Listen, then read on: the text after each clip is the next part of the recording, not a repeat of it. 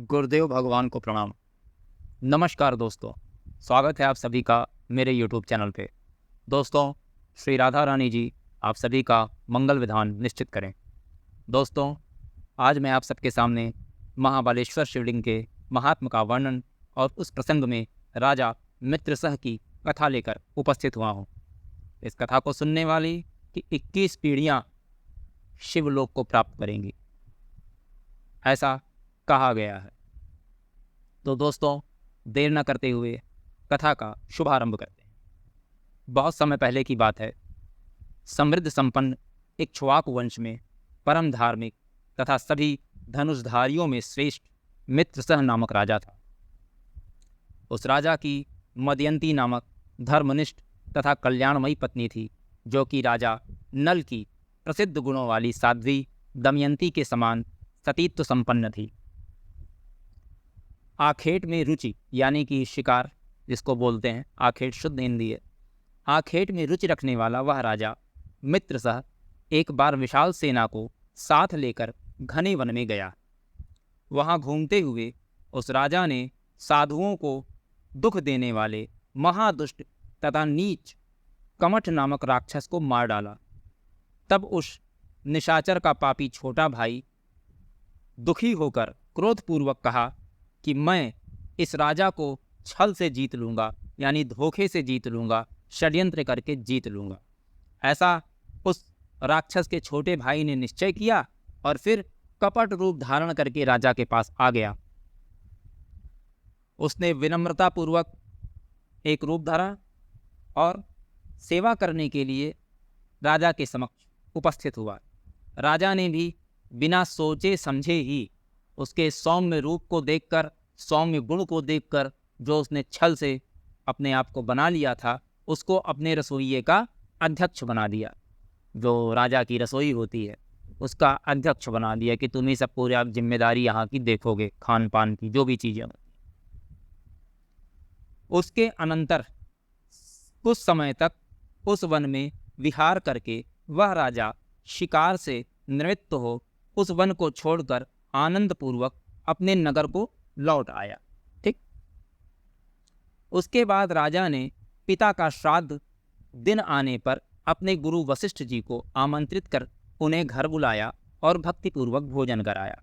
यानी कि जैसे आप सब लोग, ज़्यादातर लोगों के घरों में श्राद्ध होता ही होगा, पितृ पक्ष में होता ही है, वैसे ही समझ लीजिए उस समय भी था। उनके पिता का जिस दिन श्राद्ध था राजा के, उन्होंने भोज का आमंत्रण दिया और अपने जो उनके गुरु थे वशिष्ठ जी को बुलाया और भक्तिपूर्वक भोजन कराया। तो अब चूंकि जो राक्षस था वो रसोइये का अध्यक्ष था, तो उसने क्या किया, उसने क्या करामात की, ये सुनिए। रसोइये का रूप धारण करने वाले उस राक्षस ने वशिष्ठ जी के सामने मनुष्य के मांस से मिश्रित शाका मिश परोसा। तब गुरु उसे देखकर कहने लगे, अब बट ऑब्वियस है, आप किसी के सामने गुरुदेव, वो भी गुरु वशिष्ठ जी, उनके सामने यदि मांसाहार प्रस्तुत कर देंगे तो उनका क्या हाल होगा, कितने क्रोधित हो जाएंगे। और उस समय तो क्या होता था कि बिना जाने समझे ही श्राप दे दिया जाता था। बस देखा नहीं, क्रोध आया नहीं कि जाओ तुम्हें श्राप देता हूँ, पिछला क्या किया कराया उससे कोई मतलब नहीं है। कुछ सोचते भी नहीं थे कि भाई पहले हर चीज़ को देखना चाहिए, कैसी स्थिति में ऐसा कैसे हो गया। तो उस समय तो बस यही था कि बस श्राप, वरदान है तो वरदान है, श्राप है तो श्राप है, सब तत्काल ही हो जाता था। बीच का कोई बात ही नहीं होती थी, कहीं की कोई जांच बैठ जाए, कहीं कुछ हो जाए, कोई चर्चा परिचर्चा हो जाए। तब कुछ अनुशासन भी ऐसा था और समाज भी ऐसा था। खैर आगे बढ़ते हैं। फिर उनके गुरुजी वशिष्ठ बोले ये सब देखकर, हे राजन, तुम्हें धिक्कार है, जो कि कपटी तथा दुष्ट तुमने, देखिए अब राजा को कपटी तथा दुष्ट भी कह रहे हैं। अब इतना दिन से जब भाई कोई बटाविया से कोई गुरुदेव किसी को जानता, अपने शिष्य को हर कोई जान जाता है कि कौन कैसा है, तो उनको भी ये चीज़ कहीं ना कहीं सोचनी चाहिए थी कि मैं जो करने जा रहा हूँ आगे थोड़ा विचार किया जाए उस चीज़ में, क्या क्या है, कैसे हुआ, आखिर ऐसा तो कभी पहले हुआ नहीं था, ये अचानक कैसे हो गया। खैर चलिए आगे। उन्होंने बोला, हे राजन, तुम्हें धिक्कार है, जो कि कपटी तथा दुष्ट तुमने मुझे मनुष्य का मांस परोस दिया, अतः तुम राक्षस हो जाओ। पुनः इसे उस राक्षस का कृत्य जानकर उन गुरु ने विचार करके उस श्राप की अवधि 12 वर्ष पर्यंत कर दी। यानी कि पहले तो श्राप दे दिया कि जाओ राजन तुम राक्षस हो जाओ, कैसे हमारे सामने तुम मांस परोसवा दिए। ठीक है, उनको लगा जानबूझ कर किया होगा, लेकिन बाद में सोचा विचारा, जानकारी मालूम पड़ी कि नहीं, ये तो उस राक्षस का कृत्य है जो रसोइया बन के इनके यहाँ है। तब मानो अब कर क्या सकते भाई, श्राप दे दिया तो उसको वापस नहीं ले सकते हैं ना। बस या क्या कि भाई पहले आजीवन था कि जो है मनुष्य हो राक्षस बन के रहो, फिर उसको अवधि घटाकर 12 वर्ष कर दी कि ठीक है जाओ 12 वर्ष तक ही राक्षस रहोगे। आगे क्या होता है सुनिए। तब वह राजा गुरुदेव के द्वारा बिना सोचे समझे दिए गए उस श्राप को अनुचित जानकर क्रोध से व्याकुल हो गया और अंजलि में जल लेकर गुरु को श्राप देने को उद्यत हुआ। मतलब अब देखिए, यहाँ गुरुदेव शिष्य को श्राप दे रहे हैं, वहाँ शिष्य ही क्रोध में आकर कि कैसे बिना सोचे समझे श्राप दे दिए, उठाया जल, कहा अब हम गुरुदेव को श्राप दे देंगे। अब ये सब उसकी धर्म पत्नी देख रही थी राजा की। तो जब उसने देखा धर्म पत्नी ने कि अरे ये तो अनर्थ करने जा रहे हैं, भला कोई गुरुदेव को भी श्राप देता है, गुरु कैसे भी हों, क्रोध करें तो भी कल्याण है। तो हम लोग समझ नहीं पाते हैं, कभी कभी हमारे मंगल के लिए ही होता है, पर मंगल के लिए होता है। तो खैर जो राजा की धर्म पत्नी थी वो सब देख रही थी। उसने जब देखा कि अब ये श्राप देने जा रहा है, वो तुरंत उनके चरणों में गिर पड़ी राजा के और उनको रोका कि नहीं, आपको श्राप नहीं देना है, ये गलत चीज़ है, ऐसा नहीं करना चाहिए, गुरु को श्राप नहीं देना चाहिए।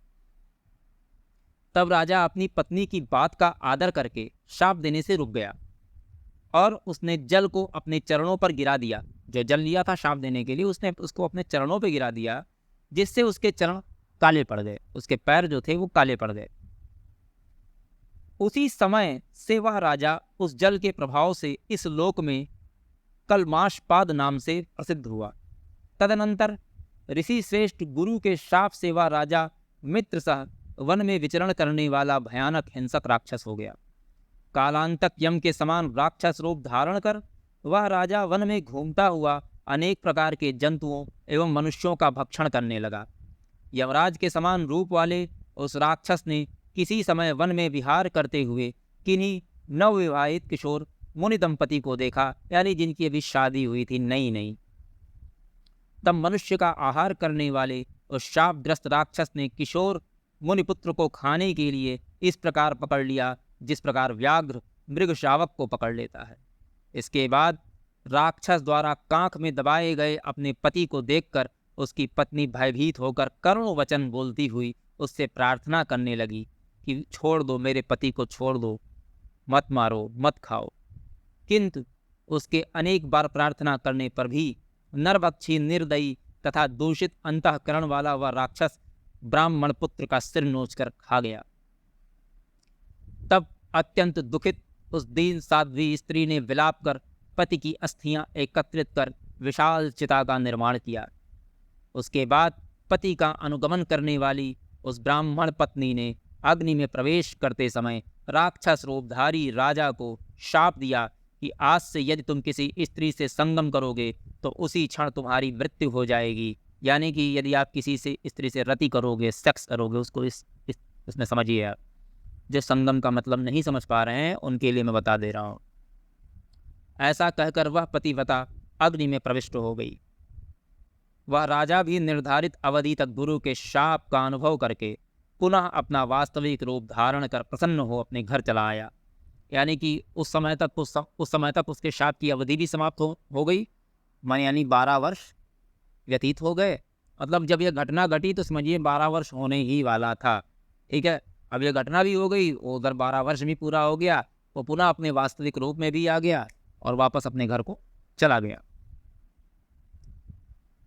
ब्राह्मणी के शाप को जानकर वैधव्य से अत्यंत डरी हुई मदयंती ने रति के लिए उत्सुक अपने पति को रोका। यानी जब उनके पति घर पहुंचे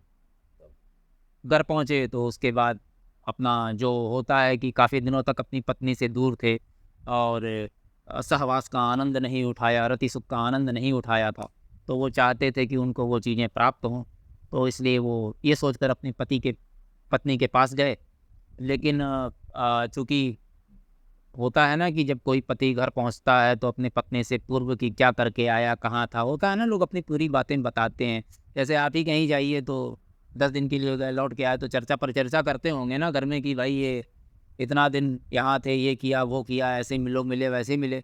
तो ऐसे जब ये भी अपने घर पहुँचे राजा, तो उन्होंने भी अपनी पूर्व बात सब बताई कि कैसे क्या किया। इसी में उन्होंने उस श्राप की बात भी अपनी पत्नी से बताई थी। तो पत्नी बड़ी डर गई कि भाई जब उस ब्राह्मणी ने ऐसा श्राप दे दिया है कि यदि आप किसी के साथ सेक्स करोगे तो आप मर जाओगे, तो जल के भस्म हो जाओगे, तो आपको फिर मेरे साथ सहवास संभोग नहीं करना चाहिए, ठीक है, आपको ये चीज़ें नहीं करनी चाहिए, ऐसा उसने कहा, पति को रोका।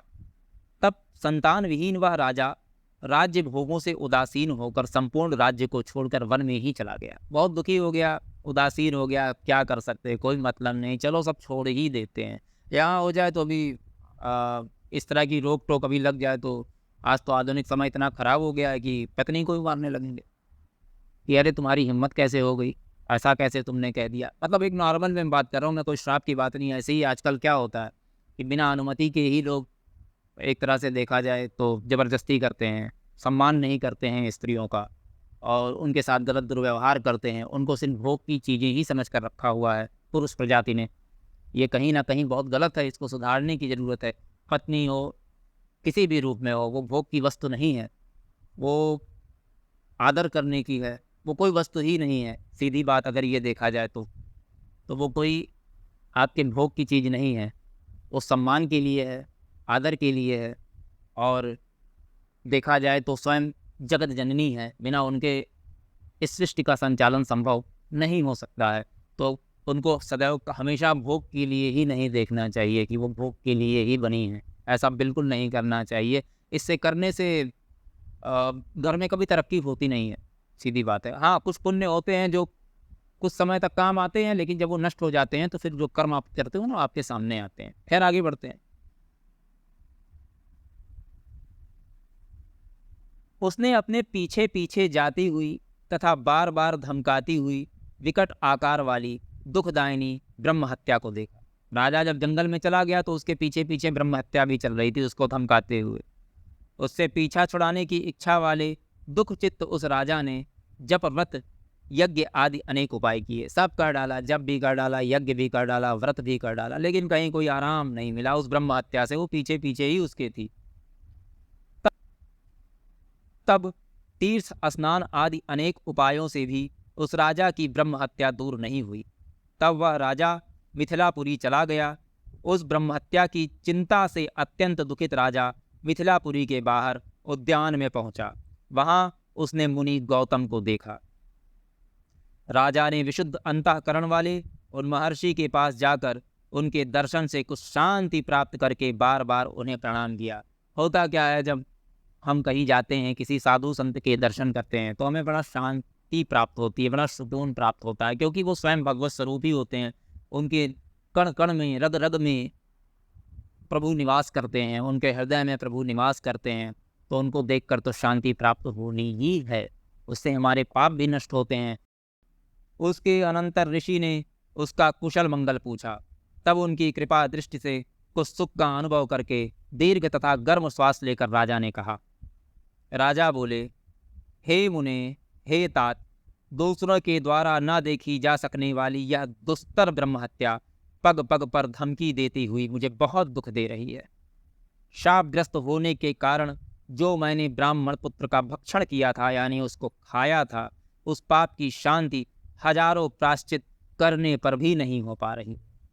हे मुने, इधर उधर घूमते हुए उसकी शांति के लिए मेरे द्वारा अनेक उपाय किए गए, फिर भी मुझ पापी की ब्रह्म हत्या निवृत्त नहीं हुई। आज मुझे मालूम पड़ता है कि मेरा जन्म सफल हो गया, क्योंकि आपके दर्शन मात्र से मुझे विशेष आनंद प्राप्त हो रहा है। अतः हे महाभाग, आपके चरण कमल की शरण में आए हुए मुझ पाप कर्मा को शांति प्रदान कीजिए, जिससे मैं सुख प्राप्त कर सकूं। राजा के इस प्रकार प्रार्थना करने पर करुणा से आर्द्र चित्त वाले गौतम जी ने घोर पापों से छुटकारा पाने के लिए राजा को श्रेष्ठ उपाय बताया। गौतम जी बोले, हे राजेंद्र, तुम धन्य हो। अब तुम महापापों के भय का त्याग करो। सब पर शासन करने वाले शिव के रहने पर उनके शरणागत को भय कहाँ। हे राजन, हे महाभाग, सुनो। महापातकों को दूर करने वाला गोकर्ण नामक एक अन्य प्रसिद्ध शिव क्षेत्र है। वहाँ पर शिव जी महाबल नाम से स्वयं विराजमान रहते हैं। वहाँ बड़े से बड़े पाप भी टिक नहीं सकते। महाबलेश्वर लिंग सभी लिंगों का सार्वभौम सम्राट है, जो 4 युगों में 4 प्रकार के वर्ण धारण करता है और सभी प्रकार के पापों को विनष्ट नष्ट करने वाला है। पश्चिमी समुद्र के तट पर उत्तम गोकर्ण तीर्थ स्थित है। वहाँ पर जो शिवलिंग है वह महापातकों का नाश करने वाला है।